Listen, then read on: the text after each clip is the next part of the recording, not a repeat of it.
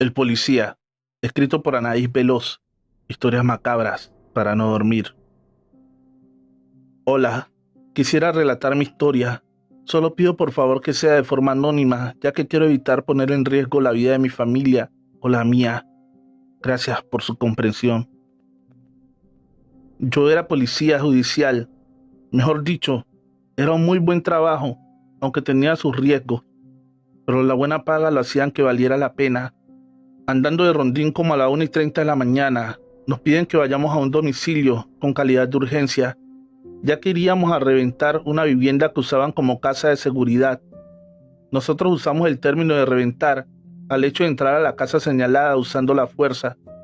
Cuando llegamos de atrás de nosotros, llegaron varias unidades para el refuerzo. En ese momento que nos disponíamos a entrar, nos comenzaron a disparar. Después de 10 minutos de intercambiar balas, por fin pudimos entrar. No se imaginan la escena tan terrible con la que nos encontramos. Estaba un muchacho de escasos 20 años con graves heridas de bala. Algo que me llamó mucho la atención fue que en su mano derecha traía un dije de la Santa Muerte que apretaba con gran fervor. «Ayúdeme, jefecito», gritaba desesperado. «¿No ve que me estoy muriendo?». Traté de salir a pedir ayuda y me dijo mi jefe en turno: «Deja que se muera ese cabrón». Al escuchar eso me quedé perplejo. No entendía cómo le importaba la vida de aquel pobre muchacho. Me acerqué y tomé su mano pidiéndole perdón. En ese momento el joven, con su último aliento, le grita a mi jefe: «Te vas a arrepentir, mi niña se encargará de eso», dijo refiriéndose a la Santa Muerte. En eso sacó su pistola y le dio un tiro en la frente. Desplomándose frente a mí, sentí desmayarme. Fue en ese momento cuando un compañero se acerca para ver cómo estaba y le dije que me saquen del lugar. Estando afuera me derrumbé. No podía creer que no hubiera hecho nada por salvar la vida de aquel joven. Prendí un cigarrillo y me subí a una unidad. Estaba a punto de irme cuando me dice mi jefe que entre por el cuerpo de aquel joven y lo tiré por ahí. Traté de rehusarme, pero fue inútil. Entre mi compañero y yo lo subimos a la camioneta y nos dirigimos hacia una brecha a las afueras de la ciudad. «Ayúdame a bajarlo con cuidado», le dije a mi pareja. «Pero pareja, este ya está bien muerto», me dijo en forma de burla, a lo que yo le contesté molesto que merecía todos nuestros respetos. Lo dejamos ahí como si estuviera dormido y nos fuimos. Esa noche no pude dormir. Soñaba con la santita. La veía parada a mis pies sin decirme nada. Me puse a orar un rato para por lo menos tranquilizarme y pedir por el alma de aquel pobre muchacho. En la mañana que me subí a la camioneta, vi cómo ese dije de plata de la santita estaba colgado en el retrovisor. No se me hizo muy extraño, porque creía que mi compañero se la había encontrado en la camioneta y la había colgado sin darme cuenta. Lo que sí me ocasionaba era un escalofrío horrible el subirme a la unidad. Sentía que alguien me miraba y podía sentir una tenue respiración en mi nuca. Encendí la camioneta y me dirigí al trabajo. Al entrar a la corporación, me gritó uno de mis compañeros: «Tan temprano y ya traes lacra», me dijo riendo. «Vaya que tú no pierdes tiempo», a lo que le contesté que de qué hablaba, que venía solo. A lo que mi compañero se aproxima a mí y algo sorprendido me pregunta que dónde escondía al muchacho que traía atrás. Yo lo invité a que revisara para que se diera cuenta que no estaba nadie. Él solo se limitó a despedirse y darse la media vuelta de inmediato. A partir de ahí, varios amigos y compañeros me aseguraban ver siempre un hombre acompañándome. No importaba si era de día o de noche, él siempre estaba ahí. Después de una semana de aquel incidente, me entero que unas personas que se dedicaban al crimen organizado mataron a la familia del jefe a las afueras de un centro comercial. Le dieron el tiro de gracia a sus hijos y esposa, justo como él lo había hecho con aquel joven. A mí me estaba pareciendo demasiada casualidad, así que decidí ir con una persona que me recomendaron mucho, Juanita, creo que era su nombre. No necesité decirle nada. Cuando llegué, la señora abrió la puerta. Yo aún ni siquiera me había bajado de la camioneta cuando me dijo: «Vaya que te has tardado. Mi niña me dijo que vendría, pero nunca pensé que te fueras a tardar tanto». Yo solo me quedaba mirando a la señora y ella sonrió y me dijo: «Anda, pasa muchacho, y tráeme el regalo que me trajiste. ¿Regalo? Pensé a mis adentros. Yo no traje ningún regalo. Así que ignoré el comentario y bajé de la camioneta para entrar a la humilde casa. Pero al estar adentro, ¿cuál sería mi sorpresa? Que vi algo que me llenó de pavor y quise salir corriendo de aquel lugar. Pero al intentar hacerlo, la señora se cruzó en mi camino impidiéndome el paso. Una cara de terror se dibujaba en mi rostro. Tranquilo, tranquilo, dijo sonriendo. No te va a pasar nada. En medio de la sala está un altar enorme que le brindaba tributo a la santita, y hay un enorme retrato del joven que mi jefe había asesinado días atrás. No lo podía creer. Esto parecía una pesadilla. La señora me pidió que me sentara, me dio un vaso de agua y un pan duro para el susto, y me comienza a platicar que él era su hijo, que ella sabía a lo que se dedicaba, y sabía que tarde que temprano ese sería su final. Lo que realmente le molestaba es cómo lo habían mandado tirar, como si fuera un perro. Cuando contaba todo esto, se podía ver cómo se llenaban de rabia sus ojos. Yo trataba de explicarle que yo traté de ayudarlo, cuando ella me interrumpió y dijo que lo sabía todo, que le entregara el dije de su hijo y que ella a cambio me daría protección para no acabar como la familia de mi jefe, ya que su hijo así lo había dispuesto cuando la vino a visitar. Yo no podía creer todo lo que estaba escuchando. En ese momento se abre de golpe la puerta y yo esperaba la llegada de alguien, pero nadie entró. La miré preocupado y me dice: no te preocupes, ese fue mi hijo. Ahora sí va a descansar en paz. Lo estuviste paseando toda la semana y ahora que por fin viniste, él se podrá ir. Lo cuento y parece como si hubiera sido ayer. Yo sigo acudiendo con doña Juanita hasta la fecha. Voy a darle sus vueltas cada 15 días para que me dé mis limpias y sus flores a mi niña. Ya gracias a ella nunca me ha pasado nada y es por eso que me hice muy devoto de ella. Me da salud, dinero, protección y amor. Lástima que no puedo decir lo mismo de mi jefe. Él cada día va de mal en peor. Siempre que empieza una relación, se la terminan matando. Él ha tenido varios atentados, incluso hasta una pierna ha perdido. Yo en 2 ocasiones le he preguntado a doña Juanita que cuándo lo va a perdonar, que ella ha sufrido bastante, que le ayude, a lo que ella me responde, llena de coraje: con nada pagará la muerte de mi hijo. Si aún no estás suscrito, agradecería mucho que le des fuerte al botón de suscripción y actives la campanita de notificaciones. La maldición de una bruja pactada. Relato escrito y adaptado por Chemo San Juan, de los eventos reales de la señora Janet Guadalupe. Hace más de 30 años, a mi padre le detectaron una enfermedad mortal y de allí jamás se recuperó. De antemano sabemos que esa bruja pactada y maldita tuvo mucho que ver. Ella juró destruirlo y al final lo logró. Esta que lo arrastró al infierno, de donde en las noches salía. Días antes de morir, a la casa y en las oscuras noches de allí de la montaña, bajaba volando una bruja. Él nos escondía y le ordenaba a mi madre que nos tapara con una cobija y que rezáramos. Hasta que ésta se marchara, podíamos salir de nuestro escondite. Pero en una ocasión, mi miedo era tanto que salí de donde me escondía y corría a que mi padre me abrazara.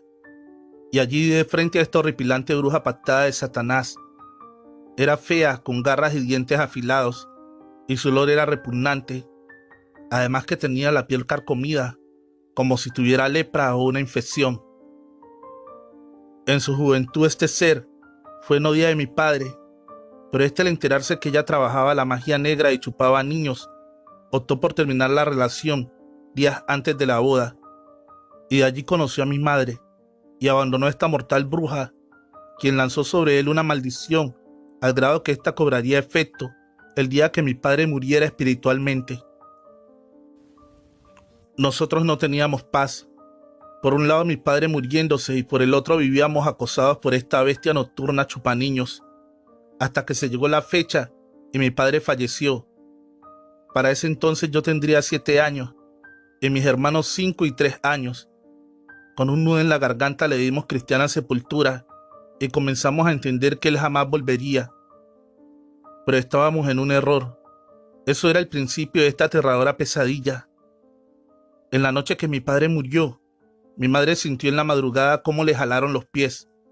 Sentía que eran las manos de mi papá.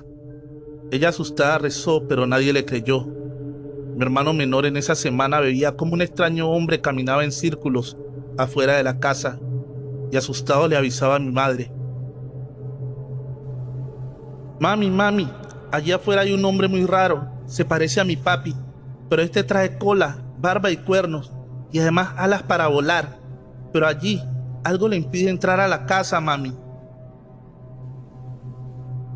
Al oír esto, yo temblaba de pies a cabeza y con terror abrazaba a mis hermanitos y esperábamos al amanecer o al canto de los gallos. En la semana de Día de Muertos, justo a sus 9 días de fallecido, tocaron la puerta a la 1 de la mañana y mi madre, con miedo al abrir, descubrió que era mi padre, el cual le dijo: he venido por ti, María. Deja a los niños y no tengas miedo. Increíblemente se echaron a volar en esa negra noche. Yo abracé a mis hermanitos, aterrada de lo que habíamos visto. No comprendía cómo mi padre regresó de la muerte y menos cómo lograba volar. Esto era algo jamás visto. Después de unas horas, ella regresó como si nada. Y desde esa noche, justo a las 12 de la madrugada, mi madre comenzaba a convulsionar. Pues clarito en esa hora veíamos o sentíamos cómo llegaba un espíritu y la posesionaba. Y este sin duda era el alma errante o vaga de mi padre, que se la quería llevar. Después, al casarse, juraron que si uno de los dos moría, el otro vendría por su compañero. Mi madre pactó con él y le dijo: mi amor, si tú mueres, júrame que me llevarás contigo. Confío en ti, sé que no me fallarás. De esto pasaron como 1 año y medio. Yo sufría mucho por ser la hermana mayor. Cuidaba a mis hermanitos y a mi madre, que a diario era visitada por esta alma de mi padre, que ya estaba alejada de Dios y de la luz, pues notaba su esencia muy pesada. Pero no era él, era algo que lo dominaba. Le conté con miedo a mi tía, hermana de mi madre, quien llevó a Catemaco, Veracruz, a una bruja blanca a la casa, de las pocas que curan de los pantanos. Pero mi madre no quería ayuda y se arrastraba y forcejeaba, pues no permitía que la bruja blanca la curara. Al notar esa energía que la posesionaba justo a la medianoche, la bruja asustada ordenó a mi tía que sacaran de la casa a todos los niños. Cuando la bruja blanca se quedó con mi madre y la empezó a curar, mi madre se escondía abajo de la cama lanzando maldiciones y gritando: no quiero que me toques. Como pudo, mi tía y la bruja blanca agarraron a mi madre y la pusieron en medio de un círculo de alcohol. Mi madre se empezó a retorcer al grado que se le deformó el rostro y de tanto dolor se desmayó. En eso la curandera exclamó: no estamos solos, hay 2 presencias de oscuridad y bajo astral. Uno es un hombre recién fallecido y el otro es de una bruja pactada de la orden de Satanás, que viene por el arma de tu hermana amiga. Se la quieren llevar al infierno con ellos. Están allí, en esa recámara, y esa bruja negra está esperando a que me marche para devorar el alma de tu hermana. Y el hombre está preocupado por sus hijos, ya que los dejó chicos y en vida sufre por esto. Ven, acércate, José. Tú no eres malo, solo estás dominado por una maldición que te hicieron, y tu alma poco a poco es arrastrada al infierno. Si quieres luz, yo te la daré, para que trasciendas y logres descanso eterno, pero tienes que prometerme que no dañarás a tu familia. Él aceptó recibir la luz, y con unas hierbas y un ritual blanco lo logró, y vimos como un humo blanco subía al cielo, y la oscura bruja se retorcía de odio y de coraje, pero nada pudo hacer mi padre. Ya comenzaba a descansar en paz. Mediante otra sanación de despojo, y después de horas de luchar con esa bruja, logró hacer que ésta se marchara a la montaña, de donde bajó, pero ésta juró venganza, y al día de hoy esperamos que de nuevo baje y nos ataque, pero ya no estamos solas. Mi madre, a raíz de esa posesión espiritual, logró desarrollar un don de luz que le permite cuidarnos y protegernos, y ha sido enlace o medium del mundo de vivos y muertos, y siente cuando un demonio anda cerca y quiere dañarnos. Ahora ya estamos un poco tranquilas, ya crecimos y formamos una familia y estamos preparados para dar batalla a esa oscura bruja de las frías montañas. La Ouija, escrito por Anaís Veloz. Historias macabras para no dormir. Soy de la Ciudad de México y esta es mi experiencia. Todo comenzó cuando mi papá decidió comprar una casita a las afueras de la ciudad. La casa era bastante grande y estaba a muy buen precio. De hecho, le quedó algo de dinero para hacerle algunos arreglitos. Mis hermanos y yo nos resistíamos a mudarnos tan lejos, ya que siempre hemos vivido cerca del centro. Por su parte, mi mamá estaba fascinada con la idea de por fin tener su casa propia. Aceleramos la mudanza y todo transcurría de lo más normal. Lo único bueno de esa casa es que cada uno de mis hermanos y yo tendríamos nuestra propia habitación. Ese día fue bastante ajetreado, así que al final del día todos estábamos muy cansados. Mi papá trajo algunas pizzas para cenar. Estábamos en medio de una pequeña discusión por quién ocuparía las habitaciones, cuando sin motivo alguno se cayó un alterón de platos que se encontraba encima de una mesita de la cocina. En ese momento todos nos quedamos callados. Fue un silencio bastante perturbador. Cuando mi mamá comienza a buscarle la lógica para tratar de tranquilizarnos, mi hermano mayor, que siempre le ha gustado los temas paranormales, dice que mañana pedirá una ouija prestada para estar seguros que no hubiera fantasmas. Todos lo tomamos a broma y lo retamos para hacerlo al día siguiente. En la mañana Carlos, que es mi hermano mayor, salió a pedirle prestada la tabla a un compañero de la universidad. Al cabo de mediodía ya se encontraba de regreso en la casa. No lo podíamos creer, la había conseguido. Le pedimos jugar enseguida, a lo que nuestra petición fue negada.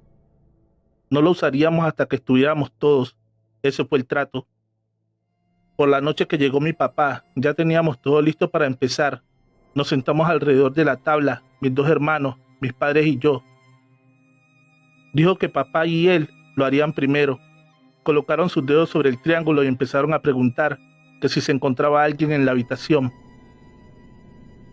Estábamos un poco nerviosos, ya que una de las puertas se cerró de golpe sin motivo alguno. No había corrientes de aire ni nada por el estilo.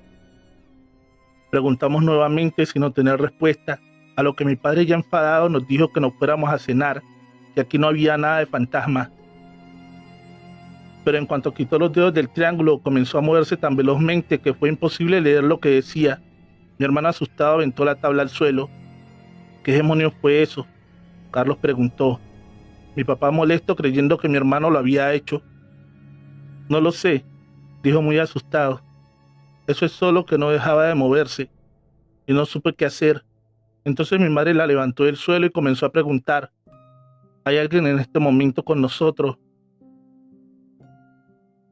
Sí, marcaba el cursor.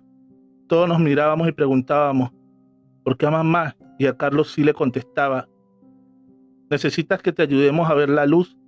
Cuando nuevamente le contesta y le dice que no. ¿Estás molesto? Sí. ¿Por qué? Porque no quiero a ese hombre, dijo refiriéndose a mi papá. Eso nos causó bastante risa, cosa que le disgustó a mi papá, y dijo: basta de tonterías, y le quitó la tabla a mi mamá. Cuando mi papá se dirigía hacia afuera con la tabla, sintió cómo se la jalaron con tanta fuerza que fue imposible seguir sosteniéndola. Cuando cayó al suelo se deslizó y, como si alguien la jalara, llegó a los pies de mamá. El cursor comenzó a moverse. Nuevamente jugamos. Ahora sí estábamos realmente aterrados. ¿Cómo podía ser posible eso? Era tanta la impresión que no nos dimos cuenta que mi padre sangraba de la mano. Tenía una especie de aruños bastante profundos. Cuando mi madre corrió a querer ayudar a mi padre, la tabla se deslizó nuevamente por el piso, impidiéndole el paso, y volvía a poner la frase una y otra vez: jugamos, Bonnie. Jugamos, Bonnie. Eso era imposible. Solo la familia conocía ese apodo de mi madre, ya que mi abuelo se lo había puesto cuando nació, así que era imposible que un pedazo de madera lo supiera. Mi hermano la agarró y la puso en una bolsa. Tengo que deshacerme de ella, papá. Mi papá lo quiso acompañar, pero él se negó. Dijo que sería mejor que se quedara para que le curaran. No sé si fue coincidencia o el destino, ya estaba marcado, pero cuando mi hermano iba camino a tirar la tabla, un carro atropelló a mi hermano. Gracias a Dios no fue muy grave, solo una pierna rota y algunos raspones. Cuando nos hablaron para avisarnos, nos fuimos directo al hospital muy preocupados. Al llegar vimos que ya lo estaban dando de alta y nos regresamos a la casa.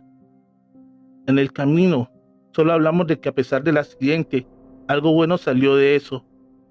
Por fin nos habíamos deshecho de esa ouija, pero solo lo creíamos porque al llegar a casa nos encontramos con la sorpresa de que la tabla se encontraba en la mesita de la sala. No podíamos creerlo. ¿Cómo es que la tabla había vuelto nuevamente a la casa? Mi padre, muy nervioso, habló al amigo de mi hermano y le contó todo lo acontecido. Le pidió que viniera a nuestra casa por su ouija y que él le pagaría el taxi y le daría algo extra por los inconvenientes. Pero lo que dijo el muchacho a continuación nos dejó a todos completamente helados. Discúlpeme mucho, señor, pero ahora ya no es problema mío. Me alegro que el accidente de Carlos no haya pasado a mayores, pero no puedo ir por esa cosa, ahora que por fin me deshice de ella. ¿Pero qué es lo que dices, muchacho?, contestó mi papá. Esa cosa me ha atormentado desde hace años. No había podido deshacerme de ella. Intenté todo, quemarla, tirarla, pero todo era en vano. Siempre regresaba y cada vez que lo hacía, con una tragedia nueva para mí y mi familia. Así que no puedo ir por ella. Y perdóneme, señor, pero tengo que colgar. ¿Cómo sabíamos que esto pasaría? Estábamos terminando de empacar. Hoy mismo nos mudamos. Queremos estar lo más lejos posible de esa cosa. Solo una última sugerencia. Regálela lo más pronto posible. Solamente así podrán deshacerse de ella. Y cuando lo logren, váyanse lo más lejos posible. De verdad, perdónenme. Adiós. Ese desgraciado sabía todo eso y aún así se atrevió a dársela a mi hijo, decía mi madre mientras lloraba. Esa noche hubo bastante actividad en la casa. Se escuchaba que alguien caminaba de un lado a otro. Nos tocaban las ventanas. Juro que fue la noche más larga de mi vida. Ninguno pudimos pegar el ojo por miedo a lo que pudiera suceder. A la mañana siguiente, mi madre preparaba el desayuno cuando tocó una señora con 2 niños vendiendo pequeñas artesanías hechas con botes de aluminio. Se veían de aspecto muy humilde y mi mamá los invitó a que pasaran, que se sentaran a comer con nosotros. Todo eso nos pareció bastante raro, porque mi mamá nunca dejaba que entraran extraños a la casa. Después de desayunar, la señora dijo que tenía que retirarse. Mi madre apresurada comenzó a hacerle una despensa y varios regalos. Todos la mirábamos con asombro hasta que nos dimos cuenta de sus verdaderas intenciones. Entre el mandado, la ropa y los juguetes estaba esa maldita ouija. Mi madre se las dio y no pudo evitar llorar al entregárselas. La señora preocupada le preguntaba que si se encontraba bien, a lo que mi madre de inmediato contestó, temiendo a que fuera a ser descubierta, que sí, que era solo que le gustaría poderla ayudar más. En cuanto se marcharon, mi mamá nos ordenó empacar. Ese mismo día nos fuimos de esa casa y jamás hemos vuelto hasta la fecha. La casa sigue en venta, por si a alguien le interesa. Recuerda dejar un like y un bonito comentario. Si aún no estás suscrito, dale fuerte al botón de suscripción y activa la campanita de notificaciones. Eso nos ayudaría muchísimo. La duda, escrito por Anaís Veloz. Historias macabras para no dormir. Todo esto es una pesadilla, decía mi madre, mientras veíamos cómo mi hermano de 16 años colgaba de una de las vigas de su cuarto. Todos mirábamos cómo se mecía su cuerpo amoratado de un lado a otro. Mi tío Esteban, que entró segundos después, llamó inmediatamente a la policía y a los pocos minutos ya estaba el CEMEFO descolgando el cuerpo. A mi madre tuvieron que sedarla, ya que había tenido una crisis y no era para menos. El más joven de sus hijos muerto de esa manera.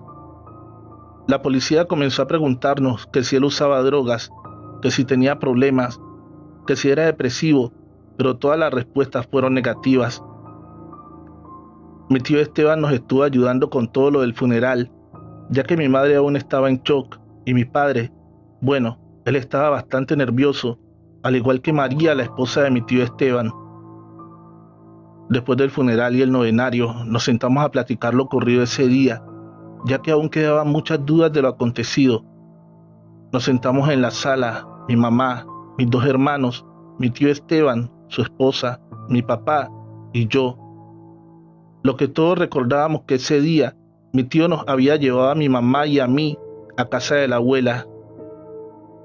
Mis 2 hermanos habían tenido partido fuera de la ciudad, y cuando le preguntamos a mi padre dónde estaba, cuando mi hermano se suicidó, repentinamente se abrió la puerta de la casa y se prendió el estéreo con la música que le gustaba a mi hermano. Todos nos quedamos mirando fijamente, unos a los otros, pero nadie pudo pronunciar palabra alguna. La esposa de mi tío se puso de pie y pudimos escuchar claramente cómo alguien gritó su nombre. Ella al oír eso salió corriendo de la casa. Inmediatamente, y desde ese día no ha vuelto a entrar. Dice que no soporta sentir la presencia de mi hermano, ya que hasta la fecha aún se puede seguir viendo la sombra de mi hermano, como se mece, cual si fuera un péndulo. También lo hemos escuchado llorar, y eso nos parte el alma a todos nosotros. Incluso mi tío Esteban jura verlo deambulando por su casa. No quiero juzgar a nadie, pero mis hermanos y yo tenemos nuestras sospechas. Dudamos de mi padre y de mi tía María. Si alguien supiera cómo poder contactar con mi hermano para saber qué fue lo que realmente pasó y así por fin pueda descansar en paz. Renuncia, escrito por Anaís Veloz, historias macabras para no dormir. Trabajaba como policía en el estado de Jalisco, pero debido a lo que me sucedió renuncié de inmediato. Quizás crean que soy muy cobarde, pero hasta la fecha sigo sin desprenderme de esto. Hace algunos meses estábamos 3 compañeros y yo de servicio. Nuestra zona era el centro de Jalisco. Eran cerca de las 6 de la tarde cuando nos hablaron por radio que habían ejecutado a un hombre a las afueras de un conocido centro comercial. Nos dirigimos de inmediato y aún alcanzamos a ver cómo huían del lugar. La orden fue darlos de baja, así que comenzamos la persecución y comenzaron a dispararnos. Contestamos la agresión de igual manera y lamentablemente los dimos de baja. Llegaron de inmediato los servicios pericales a acordonar la zona. A mí y a otro de mis compañeros nos tocó hacer de guardia, ya que temían por la seguridad de los compañeros. Estaban colocando las señalizaciones correspondientes y esperando a que llegara el CEMEFO para el levantamiento de los cuerpos. Estábamos fumándonos un cigarrillo mi compañero y yo para bajar un poco la adrenalina de minutos antes, cuando escuchamos cómo uno de los peritos gritaba desesperado: «¡Alto! ¡Deténganlo! ¡Ayúdenme!». Volteamos de inmediato cuando vimos que la camioneta se movía y el perito trataba de detenerla, haciendo fuerza con su cuerpo. Corrimos a toda prisa creyendo que el sujeto había quedado con vida, pero lo más extraño fue que al estar muy cerca la camioneta se detuvo repentinamente. Mi compañero revisó al sujeto para ver si contaba con signos vitales, pero el resultado fue el mismo que la primera vez que lo revisaron: estaba muerto, al igual que el resto de los delincuentes. El perito al principio había entrado en shock, después de algunos minutos logró tranquilizarse, y un rato más tarde dijo que pudo haber sido un reflejo del cuerpo, que eso era normal. Estábamos por llamar nuevamente a la fiscalía para preguntar qué había pasado con los chicos del CEMEFO, ya que estaban tardando más de lo habitual. En ese momento llegó y comenzaron a sacar los cuerpos. Después del levantamiento, les dijimos que nos retiraríamos del lugar, cosa que los peritos no nos los permitieron. Dijeron que tenían que revisar la camioneta meticulosamente, ahora que ya se habían llevado los cuerpos. Mi compañero y yo aceptamos de no muy buena gana. Justo cuando nos dimos la vuelta para buscar un lugar donde sentarnos, la camioneta empezó a avanzar nuevamente por sí sola y comenzaba a sonar el claxon de una manera constante. «Quita las llaves», le gritaba a mi compañero, que hacía la lucha de subir a la camioneta. Cuando por fin pudo abrir la puerta para subirse a la camioneta, nuevamente se paró de golpe y pude ver la cara de mi compañero de terror. «¿Qué pasa?», le gritaba algo estresado al verle el semblante. «No tiene llaves. ¿Cómo demonios es que se mueve?». Para tratar de tranquilizarlo, le dije que debía ser una falla mecánica, Los peritos ya no quisieron seguir investigando y mi compañero decía que prefería renunciar a quedarse más tiempo en ese lugar. Así que tuvimos que hablarle a la grúa para que remolcara la camioneta. Supongo que se encontraban cerca, ya que no tardaron mucho en llegar. Llené el reporte a toda prisa y me fui a mi casa a descansar, o eso creía. Me metí a bañar y me fui a la cama, justo a las 2 de la mañana. Me desperté al escuchar voces. Jefe, nos vienen siguiendo. Se podía escuchar la angustia de la persona que hablaba. Me levanté de inmediato creyendo que mi radio había captado alguna frecuencia de algún grupo delictivo. Pero cuál sería mi sorpresa al tomar mi radio y darme cuenta que se encontraba apagado. Traté de relajarme y le eché la culpa al día tan fuerte que tuve.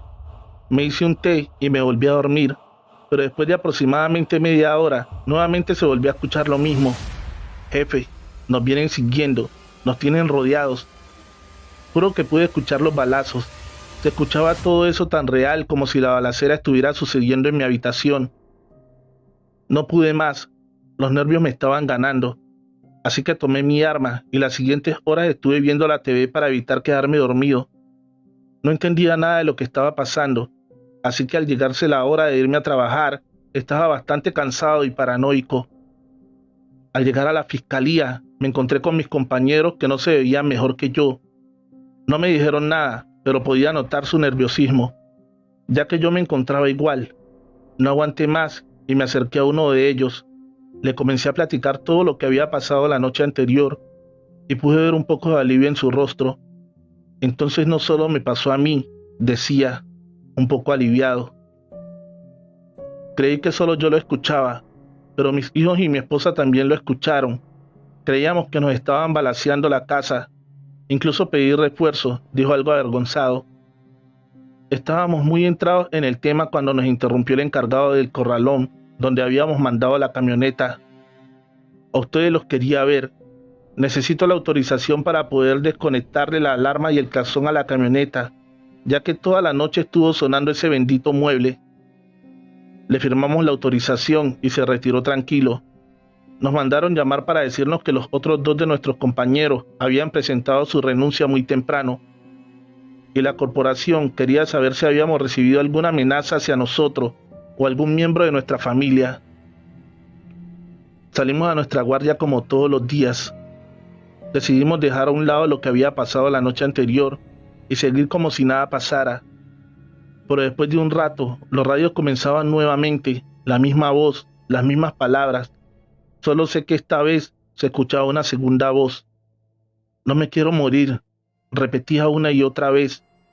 Y la voz que ya nos era familiar respondía: tírales, cabrón, que de esta no salimos vivos. Nos quedamos helados al escuchar eso y optamos por retirarnos del lugar. Así fueron las siguientes 3 noches y 3 días.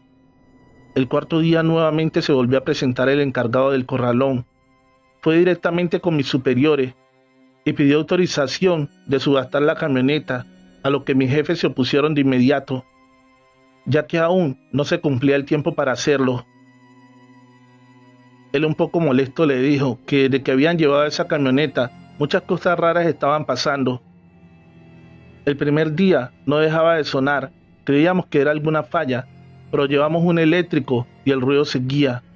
Hace 2 días la camioneta se movió sola, avanza unos cuantos metros y se detiene. La mera verdad, yo estoy muy nervioso.